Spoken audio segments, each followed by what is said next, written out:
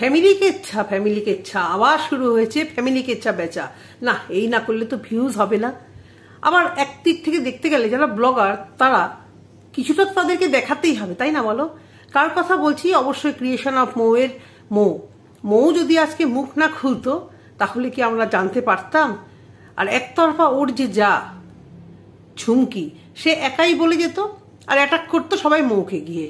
অনেকদিন মৌয়ের ভিডিও আমি বেশ দেখতাম, কিন্তু রিসেন্ট দেখা মানে দেখছি না আর কি। পিয়া মৌ ওদের ভিডিও দেখা কিছুদিন বন্ধ রেখেছি, এবং ওয়াইটিও রেকমেন্ড করেনি, সত্যি কথা। সাবস্ক্রাইব করা থাকলেও রেকমেন্ড করেনি বলে আসেনি। তো এই কথা, প্রিয়া তো ভিডিও দিচ্ছে না, কেন দিচ্ছে না সেটা আমি কিছু বুঝতে পারছি না। বাচ্চাটা ঠিক আছে কিনা মনের মধ্যে উথাল পাথাল যখনই হচ্ছে, তখন মৌয়ের এই ভিডিও, কালকে ভিডিও দেখলাম আমি, রাত্রিবেলায় দেখে ফেলেছিলাম। সেটা নিয়ে আজকে কিছু কথা তোমাদের সামনে বলি। মৌয়ের যা মানে তার হাজবেন্ড মানে মৌয়ের দেওর কেন্দ্রীয় সরকারে চাকরি করে এবং কলকাতায় থাকে। এই যে ও নটাঙ্কি পানামো করছে, এই ওর চাকরির ওখানে একবার রিপোর্ট গেলে ওর কি হবে? ওর কোনো আইডিয়া আছে? হ্যাঁ, ওর কোনো আইডিয়া আছে যে এ সমস্ত করছে? কত বড় ধূর্ত বদমাইশ! তোমরা হয়তো অনেকেই দেখেছো কালকে ভিডিওটি, মৌ বলতে বাধ্য হয়েছে, না হলে তো মৌ খারাপ হয়ে গেছে। 2 দিনের জন্য নাকি বেড়াতে গেছে।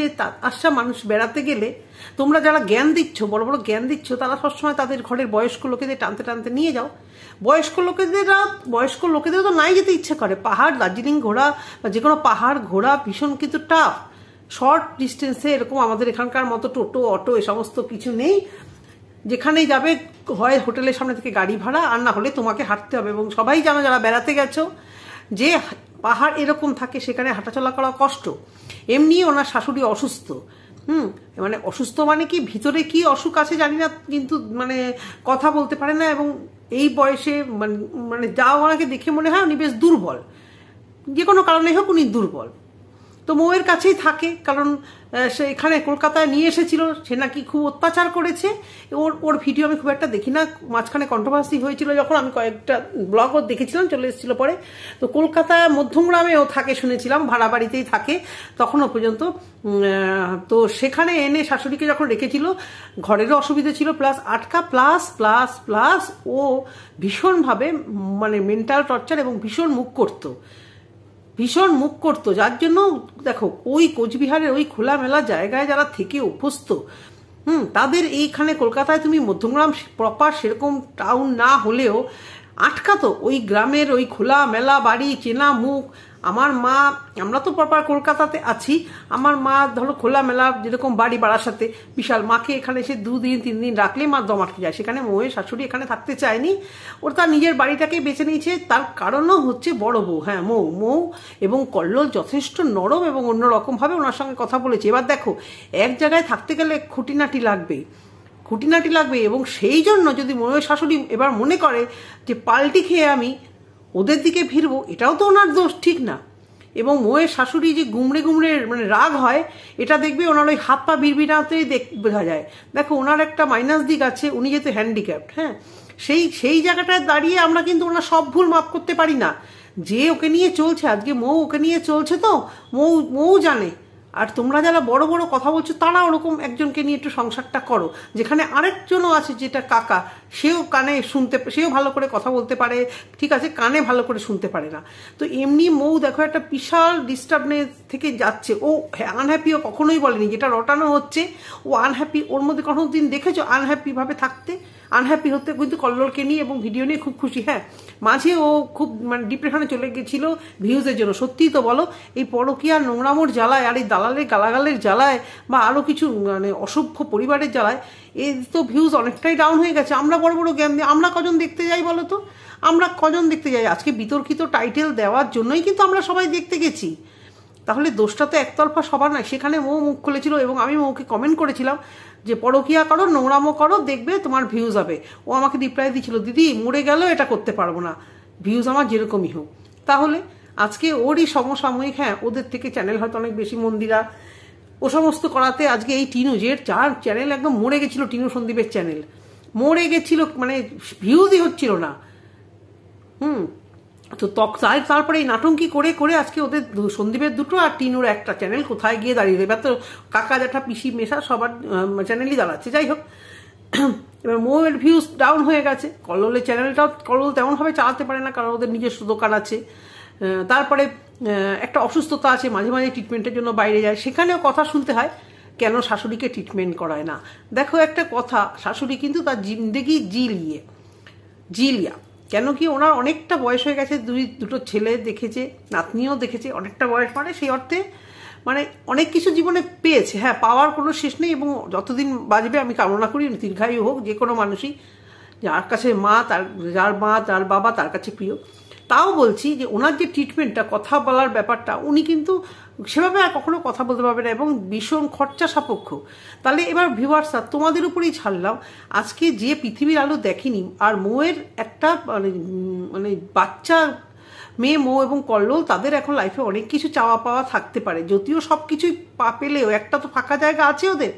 তো সেই জায়গা থেকে তোমরাই বলো ভিউয়ার্স, যে বয়স্ক মানুষটাকে ট্রিটমেন্ট করাতেও একটা খরচ, আবার মোয়ের IVF করাতেও একটা বিশাল খরচার ব্যাপার, চ্যানেল থেকে শেয়ারে রোজগার হয় না। তাহলে তোমরা হলে কি করতে? আগে বয়স্ক মানুষের কথা বলানোর ট্রিটমেন্ট করাতে, বা অন্য কোনো, নাকি যে বাচ্চাটা পৃথিবীর আলো দেখেনি, যে কোল ভরার জন্য মুখিয়ে আছে তার ট্রিটমেন্ট করতে আগে? তোমরা এই সত্যি মানে এই সিম্পল ব্যাপারটার উত্তরটা দাও। তার মধ্যেই একটু সবাইকে দেখছে, ঘুরতে যাচ্ছে, দেখো প্রিয়া গেল, মন্দিরা গেল, আদার্স টুকটাক ব্লগাররা টুকটাক ঘুরতে যাচ্ছে, সেগুলোও দেখছে ওর ক্লোজ যারা। তো 2-2.5 দিনের জন্য একটু কি যেতে পারে না? দাদা বৌদি আগের বার এসেছিল, ওদের সাথে ঘোরাঘুরি করেছে, তো একটু রিল্যাক্সেশন, আর সব থেকে বড় কথা কন্টেন্ট, একটা একঘেয়েমি থেকে একটু কন্টেন্ট পাওয়ার জন্য ব্লগারদের অনেক খরচা করতে হয়, বিভিন্ন রকমের রান্না, বিভিন্ন জায়গায় যাওয়া, এগুলো একটু করতে হয়। তো সেটা একটু এক্সপেরিমেন্টও করতে গেছিলো, প্লাস ঘুরতেও গেছিলো। তাতে ভিউয়ার্সরা ওকে জঘন্যভাবে অ্যাটাক করেছে। ওর শাশুড়িকে যেরকম অসুস্থতা দেখি, উনি কোথাও যেতে চায় না, ভালো করে শাড়ি পরতে চায় না, তবুও তো যেখানে নিয়ে যাওয়ার নিয়ে যায়। তোমরা এই যারা নেগেটিভ ভিউয়ার্সরা, তারা কোন নজর থেকে মানে যে কোনো ব্লগারদের এই ধরনের অ্যাটাক করো আমি বুঝে পাই না। কমেন্ট লিখতে পারবে না, লিখবে না, ঠিক আছে, এই ধরনের বাজে কমেন্ট তোমাদের মাথায় কোথা থেকে আসে বলো দেখিনি? যখন তখন তোমরা এই ধরনের বাজে কমেন্ট করে দাও। ঘুরতে গেছে স্বামী স্ত্রী, সেখানে তোমাদের এত কথা। এবারে আসি, যারা এই যে মৌয়ের জায়ের সাপোর্টার, বড় বড় বুতলিং ঝেড়েই মৌকে তোমরাই নেগেটিভ কমেন্ট করেছো। মানে ও এখন একটা যে পদ্ধতি থেকে যাচ্ছে মৌ, ওর এখন মেন্টালি সবার আগে পিস থাকা দরকার, সেটা ডাক্তার বারবার বলে। সেই জায়গাটাকে নষ্ট করার জন্য কি তোমরা উঠে পড়ে লেগেছো? আজকে ওর জায়ের একটা সন্তান আছে বলে তার দিমাগে যেন পা পড়ে না। মৌ কি এর জন্য দায়ী? ওর যে বাচ্চাটা হচ্ছে না, এটা কি ওর দায়ী না কল্লোল দায়ী না কে দায়ী? কত বড় নচ্ছার যে ঘটনাটা নিয়ে আলোচিত হচ্ছে। মৌ দার্জিলিং গেছিল, আমার যেটা মনে হয় মৌ যখন দার্জিলিং গেছিল ওরা এক্সপেক্ট করেনি যে মৌ এত তাড়াতাড়ি ফিরে আসবে। এবারে মৌ তো মানে 2 দিনের জন্যই গেছে, ও যেটা বললো, মোটামুটি মিনিমাম 4, আমরা কলকাতার লোকেরা দার্জিলিং মোটামুটি স্টে 4 দিনে আমাদের হয়ে যায়, আর যাতায়াত যা লাগে একদিন। তো ওর বাড়ি যেহেতু কোচবিহার কাছে, 2 দিনে ওর ঘোরা কমপ্লিট করে ও চলে এসছে। আর শাশুড়ি তো ওটা তো ওনার পাড়া, ওনার বাড়ি, বা একটা কাকা শ্বশুর আছে, যদিও বিপদ আপদ ঘটে আশেপাশে কিছু লোক তো চেনে জানে। ওনাকে রেখে গেলেই তোমাদের বিভিন্ন রকমভাবে অ্যাটাক করা হয়, বারবারই দেখি। যারা এই সমস্ত অ্যাটাক করো তারা কি সবসময় খুব শ্বশুর শাশুড়ি বা কাকা শ্বশুর জ্যাঠা শ্বশুরকে নিয়ে খুব কর্তব্য করো, নাকি ব্লগাররা দেখায় বলে তোমরা দেখো এবং নেগেটিভ কমেন্ট করো? তোমাদের খুব ভালো লাগে কাউকে হার্ট করা। হ্যাঁ, যারা এই বড় বড় আজকালকার দিনে তোমরা এত খুদ ধরো কোথা থেকে? এগুলো কি কন্ট্রোভার্সি হয়? ও কেন শ্বশুরকে রেখে গেল, ও কেন শাশুড়িকে রেখে গেল? তোমাদের সংসারে কি সবকিছু ঠিক? তোমাদের সংসারে সবকিছু ঠিক হয়? তোমরা কি যেখানে যাও এরকম বয়স্ক লোকেদের টানতে টানতে নিয়ে যাও যেখানে সে যেতে চায় না? এবং মৌ কথায় কথায় খুব মানে আঘাত পেয়ে বলছিল যে উনি যেতে চায় না কোথাও, ইন দ্য সেন্স উনি বিয়ে বাড়ি যেতে চায় না, ঠিক আছে, উনি ওনার ছোট ছেলের কাছেই যেতে চায় না। তার বউয়ের ব্যবহার বলো বা আটকা জায়গা বলো, সেখানে মৌ ওনাকে দেখাশোনা করে এবং উনি মৌয়ের সাথে থাকে। তো তার ধাক্কা দিয়ে কি মৌ সত্যি কথা বার করে দেবে? আর বার না করে দিলেই তোমরা বলবে যে তুমি ওকে খাটানোর জন্য ওকে আটকে রেখে দিয়েছো, পায়ে কি বেরিয়ে পড়িয়ে রেখেছে? শোনো, ও থাকলে যেরকম উপকার হয়, উনি থাকলে কিছুটা সেরকম হেডেক কিন্তু অনেক বেশি হয়। যত মানুষ তত যেরকম কাজ উপকার হয়, তেমন কিন্তু হেডেকটাও বেশি। তুমি 2 জন থাকবে, 1 জন থাকবে, দেখবে কাজও নেই হেডেকও নেই। 10 জন মানুষ থাকলে তোমাকে কাজে হয়তো হেল্প করবে, কিন্তু তার সঙ্গে হেডেকটাও কিন্তু বেশি। এটা তো সবাই বোঝো। আর ওনাদের 2 জনকে মানে রাখা টানা আজকালকার দিনে তখন কিন্তু সম্ভব না। সঙ্গে একটি ইয়ে আছে, ওই ছাগল আছে একটি, আর একটা ওই কি যেন মিকি আছে, দৌড়োদৌড়ি করতে হয় প্রচণ্ড, সঙ্গে বাড়ি করছে, সে তার জন্য দৌড়োদৌড়ি, শুধু চেটাং চেটাং গুলি মারলেই হলো। আর যেটা মানে ফার্স্ট অফ অল যেটা কথা, ওই সময় যেটা বলছিলাম, ও সময় মনে হয় ও এই প্ল্যাটিং করেছে, এই সময় আসবো যখন ও দার্জিলিং যাবে। তো বাই চান্স মৌ আগে চলে এসছে, হঠাৎ করে শাশুড়িকে নিয়ে গিয়ে টাকাটা তোলার মতো কিন্তু না, ও কিন্তু এসেছিলোই এই ধান্দাতে যে মৌরা যেই যাবে পারলে এই সুযোগে নিয়ে যাব। আমি ওদেরকে দোষ দেবো না, মৌদেরকেও দোষ দেবো না, আমি দোষ দেবো না শাশুড়িকে। উনি তো কচি খুকি না, কথা বলতে পারে না কিন্তু বোঝে তো সবই।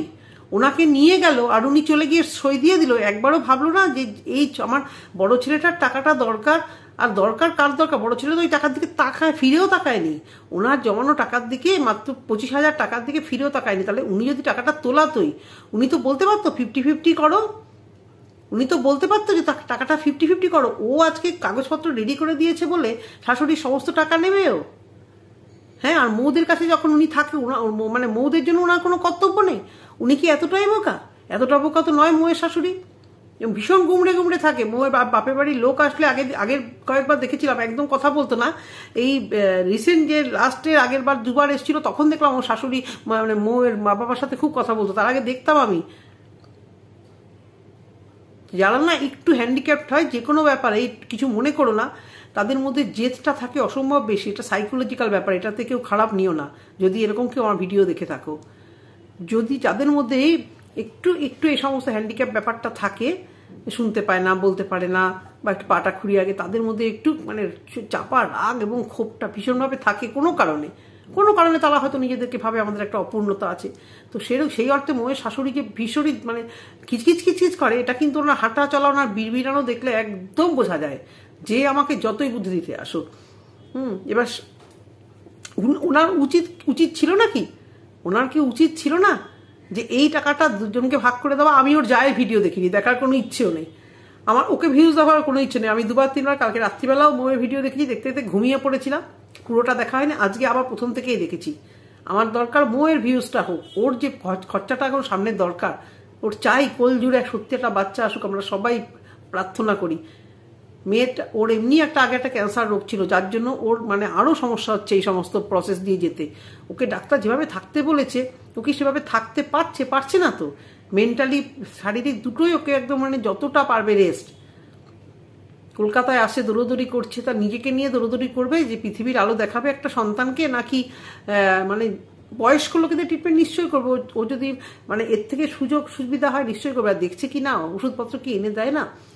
আর ডগিটাকে রাখার জন্য বাড়িতে থাকে। তোমরা সমস্তরাই এই কথা বলো, যারা পোষ্য তারা কি জানো ক্ষতি কি আছে গো? যদি কেউ পোষ্যটাকে বাড়িতে রেখে, যারা বাড়িতে আছে তাদেরকে রেখে চলে গেলাম, পোষ্যটাকেই দেখার জন্য রাখছে, বা ওর একে দেখার জন্য, বাড়ি পাহারা দেওয়ার জন্য রাখছে, তাহলে কি ব্লগার বা যাদের বাড়িতে এরকম শ্বশুর শাশুড়ি থাকে বা পোষ্য থাকে, তারা কোথাও কখনো যাবে না? এটা তো ঠিক না।